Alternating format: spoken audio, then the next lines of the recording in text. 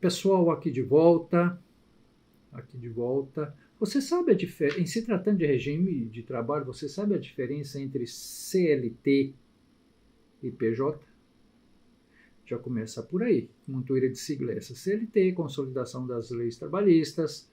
PJ, pessoa jurídica. Tem alguma diferença? O que é mais importante? O mais importante agora, se você não estiver inscrito no nosso canal, por favor, faça-o rapidinho, sugira novos temas, para a gente poder discutir esse tema de um aluno que pediu que não gostaria de ser identificado, vamos respeitar. Mas é uma dúvida e é realmente bastante interessante o tema que nos é proposto. Pessoal, observem, nos idos de 1980, no início da década de 1980, um presidente, o então presidente da República, eu me lembro como se fosse hoje, ele passando numa rua, enfim, a comitiva dele no Rio de Janeiro, e ele era muito assim de andar pela rua, interessante aquilo. Um pai falou assim, mas presidente, o índice de desemprego no Brasil está muito grande, como é que eu vou fazer? Tenho 2 filhos lá terminando a escola, preciso de arranjar emprego para eles. E aquele presidente falou uma coisa que eu nunca esqueci. Eu achei muito, muito sábio. Eu era empregado naquela época, ainda o sou. Mas ele disse o seguinte, olha, peraí, mas por que vocês se preocupam tanto em educar seus filhos para serem empregados? Por que não educarem para serem empresários? Esse país precisa de gente empreendedora. Eu achei, a análise que eu fiz, e isso ficou para mim, que aquilo era uma visão absolutamente diferente. E por que não? Empreender. O pai desenvolve as pessoas, a família, enfim, a sociedade. Eu achei isso sensacional, tá, pessoal? Sensacional. E modernamente, muito, muito se discute isso, não é? Aquela ideia, pessoal, veja bem, eu sempre me orgulhei do seguinte, olha, eu trabalhei na empresa ao longo de tantos anos, mais de 30, mais de 40 anos, na verdade, primeiro sob o regime CLT, depois fui contratado como PJ, pessoa jurídica, fiquei mais de 40 anos, não é? Muito interessante isso. E qual que era a ideia? Sair do interior, ir para a cidade, arranjar um bom emprego, construir uma casa, casar-se, família, etc, etc. É o arquétipo, né, brasileiro. A gente pensa assim, pessoal, não tem como fugir. Eu quero arranjar um bom emprego, eu vou estudar, eu vou ascender na carreira e por aí afora vai. Muito bacana. Não há problema nenhum nesse pensamento. Justíssimo, acho bacana. Joia, é assim mesmo, pessoal. Todavia, as coisas mudaram. A dinâmica, sabe? É claro que existe uma responsabilidade social das empresas, né? No sentido de propiciar uma colocação, um emprego para as pessoas, etc, etc. Mas com essa coisa de competitividade, de produtividade, produz-se mais, com menor quantidade de mão de obra, empresas que fecham, a competitividade mundial, enfim, essas coisas todas que nós já sabemos, as coisas começam a mudar.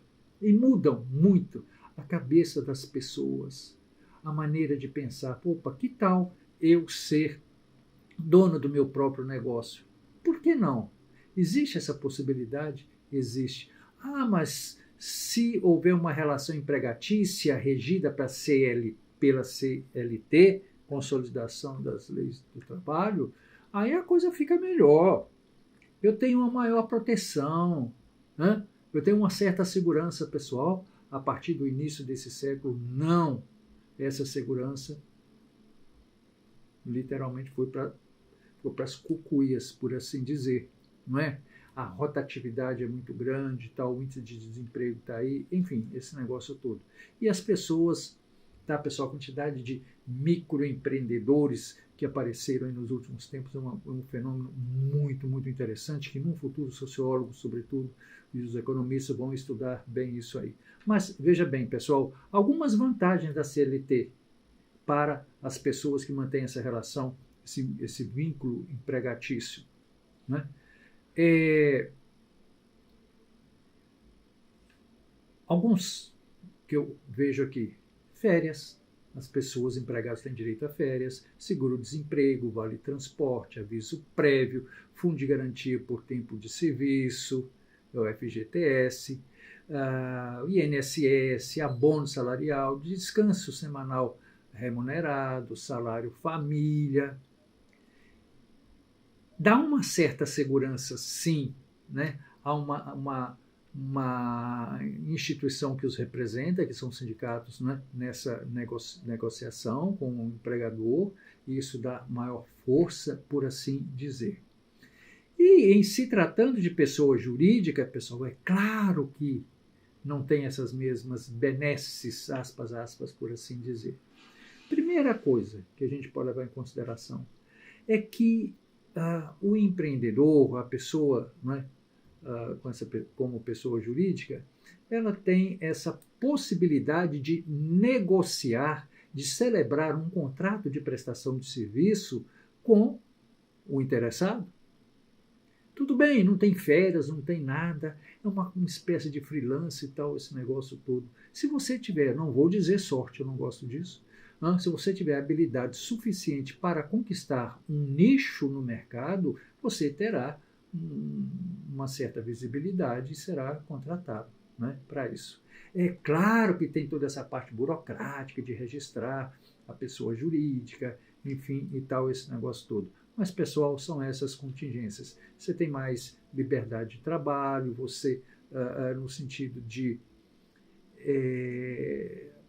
orientar e dinamizar, né, os procedimentos, é uma rotina mais flexível, você tem mais liberdade de ação, né?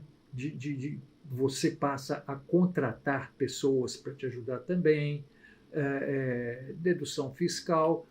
Claro que tem alguma desvantagem, como por exemplo, a ausência de benefícios, a instabilidade, os humores do mercado, né, que tem que se ver isso, sobretudo com essa ideia da informática, ou da informatização, desculpem, já falamos sobre isso aqui, não é, pessoal? Que precisamos cada vez mais nos adaptar a essa realidade. E, claro, despesas contábeis que a gente não tem lá como CLT e passa a ter aqui.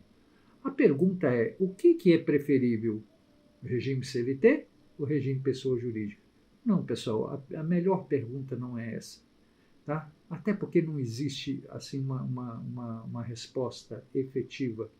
Eu estou falando assim de uma coisa bem aqui embaixo, etc, etc.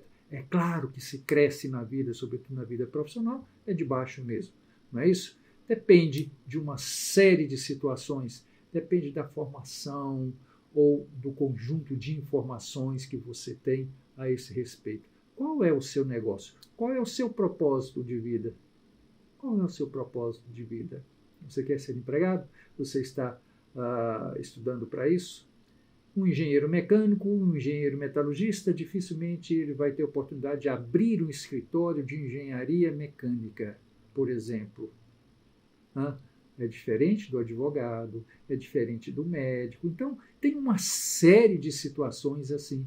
Eu estou falando assim, o advogado, o médico, pode trabalhar sob o regime da CLT? Pode, não é isso. Mas eu estou falando assim em termos de perspectivas, né, para isso, por assim dizer. Tá bom, pessoal?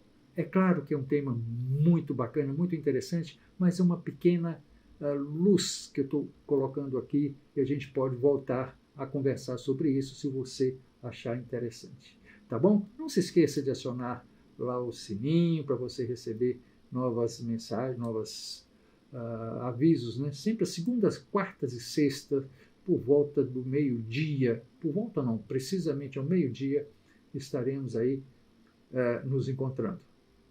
Até a próxima. Um abraço.